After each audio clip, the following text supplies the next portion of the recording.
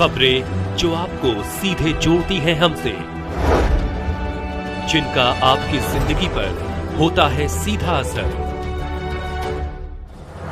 खबरों की वही तस्वीर, बिना बदले बिना डरे, जज्बा सच का लिए, सच दिखाते हैं। आपको बता दें कि स्वतंत्रता संग्राम सेनानियों पर आधारित क्रांतिकारी पंचांग 2026 का हुआ लोकार्पण। इतिहास वर्तमान को अतीत से जोड़ता है और भविष्य की दृष्टि देता है। पद्म भूषण राम बहादुर राय बाबू जगत सिंह बहुगुण संपन्न व्यक्ति थे। हामिद आफाक कुरैशी। बताना चाहेंगे कि वाराणसी में शुक्रवार को बाबू जगत सिंह कोठी में मातृभूमि सेवा संस्था द्वारा तैयार 7वां वार्षिक क्रांतिकारी पंचांग 2026 का लोकार्पण हुआ। कार्यक्रम की शुरुआत सरस्वती शिशु मंदिर की छात्राओं द्वारा वंदे मातरम गीत से हुई। कार्यक्रम के मुख्य अतिथि पद्म भूषण राम बहादुर राय ने कहा, अब वक्त आ गया है कि बाबू जगत सिंह की कोठी को राष्ट्रीय स्मारक बनाया जाए। हमें याद रखना चाहिए कि इतिहास वर्तमान को अतीत से जोड़ता है और भविष्य की दृष्टि देता है। स्वतंत्रता की 75वीं वर्षगांठ पर प्रधानमंत्री ने कहा था कि हमें उन अनाम क्रांतिकारियों को खोजना चाहिए जिनका योगदान हमारे स्वतंत्रता में है। यह चिंगारी पूरे देश में फैली और आज बाबू जगत सिंह का इतिहास हमारे सामने है। अभी बहुत खोज करनी है। शोध समिति द्वारा 3 महत्वपूर्ण बातें आज हमारे समक्ष हैं। बहुत कम लोगों को पता है कि 1799 में काशी में स्वतंत्रता का युद्ध लड़ा गया। बाबू जगत सिंह क्रांतिकारी के साथ ही साथ सर्वधर्म समभाव के पक्षधर भी थे। सारनाथ को चिन्हित करने का श्रेय भी उन्हीं को जाता है। 1799 काशी की भागवत के अंतर्गत बाबू जगत सिंह पूरी बहादुरी के साथ अपनी कोठी में डटे रहे। अंग्रेजों को उनको गिरफ्तार करने में 2 महीने का वक्त लगा। इससे अंदाजा लगाया जा सकता है कि बाबू जगत सिंह के प्रभाव का विस्तार कितना बड़ा था। सारनाथ की खुदाई में मिले मंजूषा को आज की तारीख में भारत सरकार को खोजवाना चाहिए। आज बिना सरकारी अनुदान की सहायता से शोध कार्य को संचालित करना प्रशंसनीय कार्य है।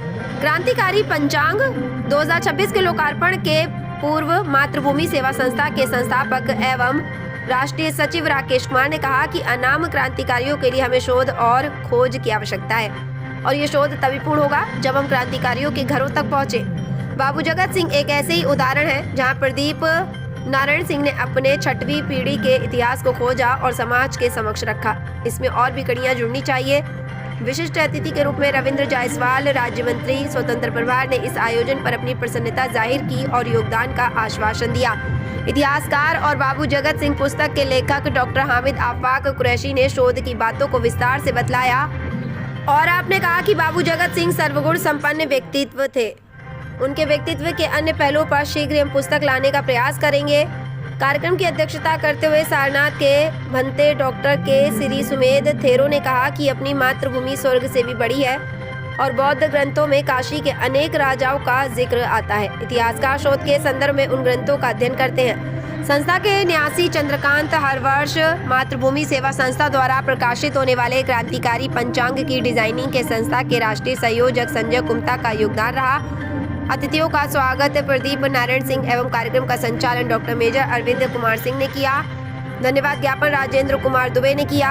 इस अवसर पर डॉक्टर नागेंद्र पांडे, अशोक आनंद, पद्मश्री चंद्रशेखर सिंह, पूर्व MLC केदारनाथ सिंह, सूबेदार सिंह, विक्रमा राय, doctor Ram Suthar Singh, professor Upendra Mani Tripathi, professor ध्रुव कुमार, प्रोफेसर अरविंद जोशी, प्रोफेसर प्रवेश भारद्वाज, डॉक्टर राजकुमार सिंह, प्रेम कपूर, परमजीत सिंह, श्रीमती अंकिता खत्री, गोकुल शर्मा, नरेंद्र नाथ मिश्रा, हिमांशु उपाध्याय, डॉक्टर कविंद्र नारायण, पुरुषोत्तम मिश्रा, आचार्य दिनेश पांडे, महेश चंद्र अवनीधर, अरविंद सिंह, मनीष खत्री, उपेंद्र गुप्ता, शिशिर वाजपेयी, संजय सिंह बिल्लू, एहसन अहमद, नीची बाग गुरुद्वारा के मुख्य ग्रंथी के अतिरिक्त भारी संख्या में शिक्षाविद और शहर के अनेक गणमान्य व्यक्ति उपस्थित रहे। वाराणसी से PK शर्मा की रिपोर्ट।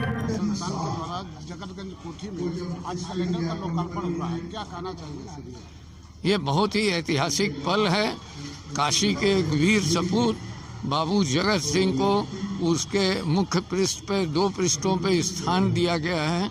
ये हमारे लिए और काशी के लिए, काशी की जनता के लिए, देश के लिए बड़ा गौरव का क्षण है।